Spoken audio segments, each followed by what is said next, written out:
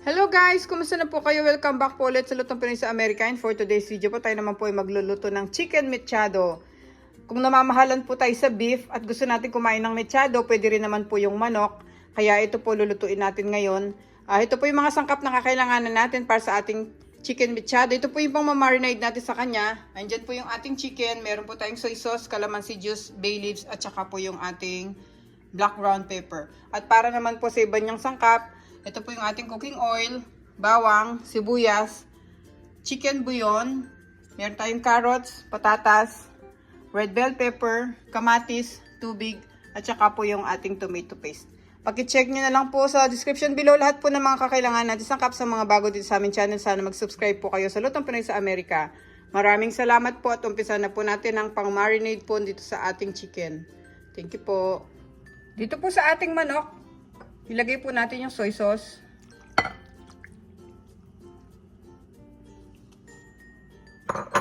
Tapos yung ating calamansi juice.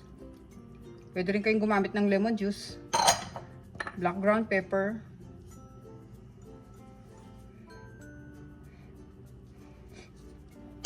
At yung atin pong bay leaves. Yan, massage lang natin para sumiksik yung sauce na nilagay natin.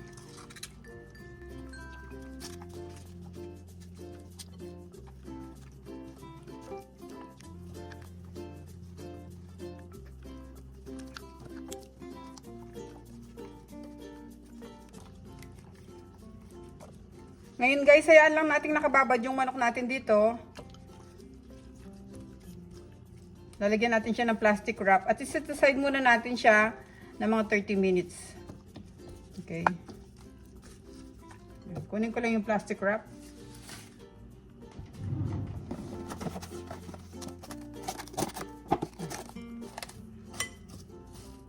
Hintayin natin ng 30 minutes guys.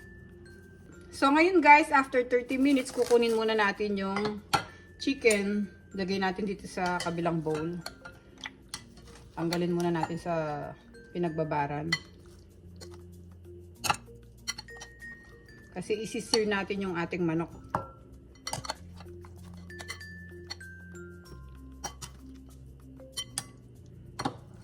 Yan. Tapos itatabi muna natin yung ating pinagbabaran.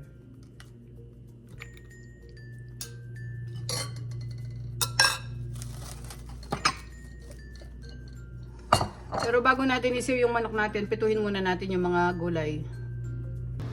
Nagpainit na tayo dito ng kawali. Lagay natin yung ating mantika.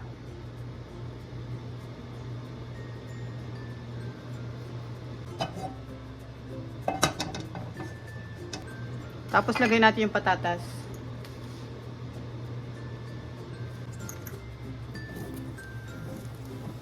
Tsaka yung carrots.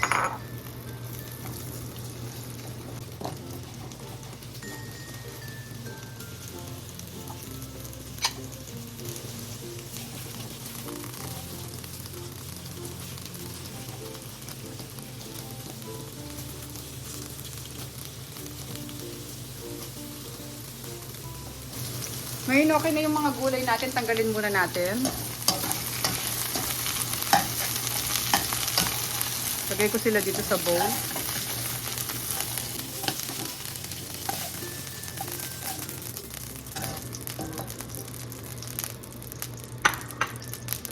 Sunod natin yung ating bawang.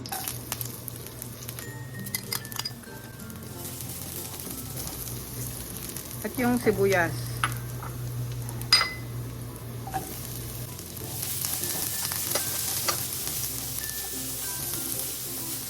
Ngayon pwede na natin ilagay yung manok. Lagyan muna natin sa gilid yung ating bawang at sibuyas.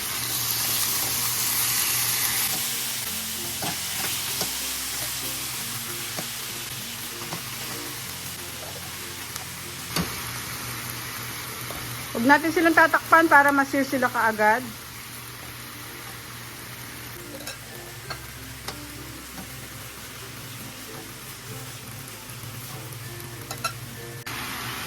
Baligtarin natin yung ating mga manok.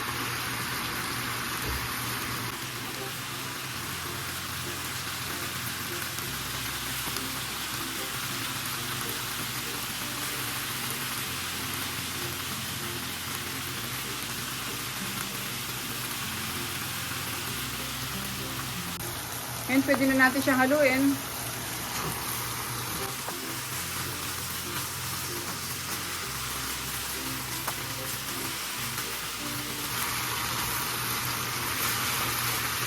Lagay na natin yung kamatis. Yung ating pinagbabaran kanina.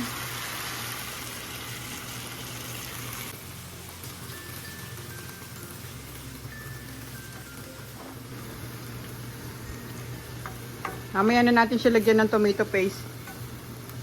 Lalagay ko muna yung tubig.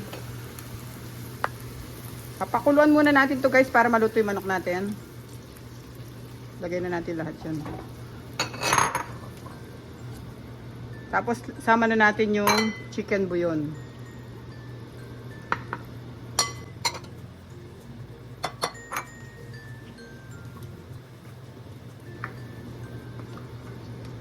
Takpan muna natin. Pag kumulo siya, hinaan natin yung apoy. At pakukuluan natin ng mga 30 minutes. Hintayin natin siya kumulo, tapos hinaan natin yung apoy. Ngayon guys, kung napapansin nyo kumukulo na siya, buksan muna natin bago natin hinaan yung apoy.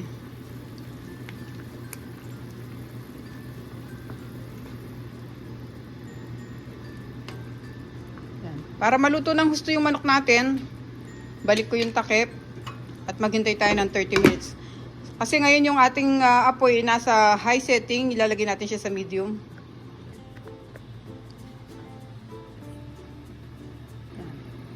Bali, parang nasa medium to low siya. Ganyan lang ang apoy natin. Para slow cook lang natin yung ating chicken at hintayin natin siyang maluto. Okay, balik ako after 30 minutes. Okay guys, after 30 minutes, check na natin yung ating niluluto. Yan na siya. At dudurugin lang natin yung mga kamatis sa gilid.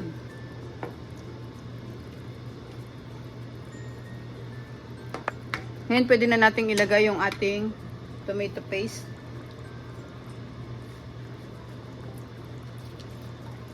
Kalahati lang nitong lata na maliit. Ito. Half lang ang ilalagay natin. Oh.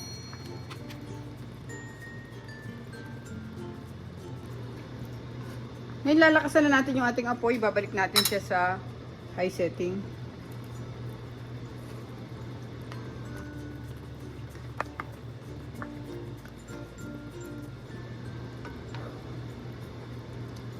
Pati sasama na rin natin yung ating mga gulay. Unahin natin yung red bell pepper. Ating carrots. At yung patatas. Mix natin.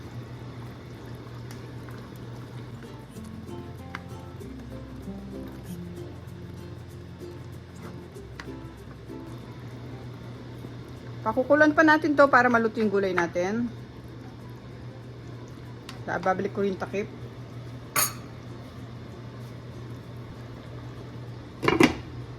Yan. Hintayin natin lumambot yung ating mga gulay. Okay guys, palagay ko okay na yung ating mga gulay. Check na natin yung ating chicken mechado. Yan siya.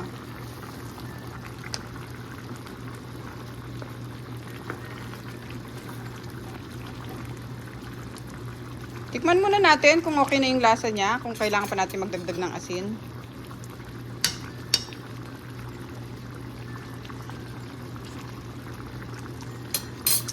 Sarap. Dadagdagan ko lang siya ng konting asin, magdi-drizzle lang ako, tapos dagdagan ko na rin siya ng konting paminta. Masarap yung medyo mapaminta siya ng konti pa.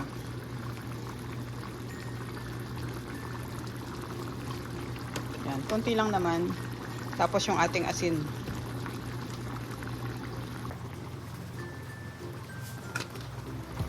Haluin ulit natin.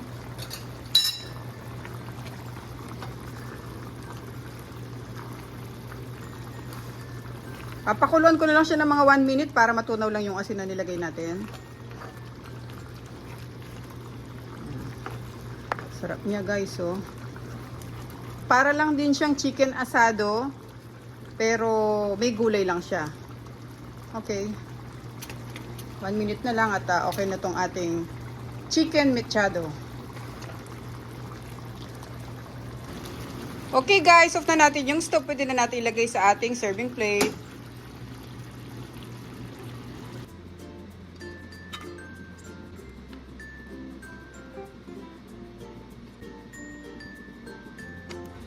Okay guys, thank you so much po ulit for watching. Sana po nagustuhan nyo yung ating recipe for today. Ang ating pong chicken mechado. Kung namamahalan po kayo sa beef at gusto nyo kumain ng mechado, pwede naman pong pamalit yung ating chicken. Maraming salamat po ulit. Ingat po tayong lahat. God bless po. Kain na po tayo.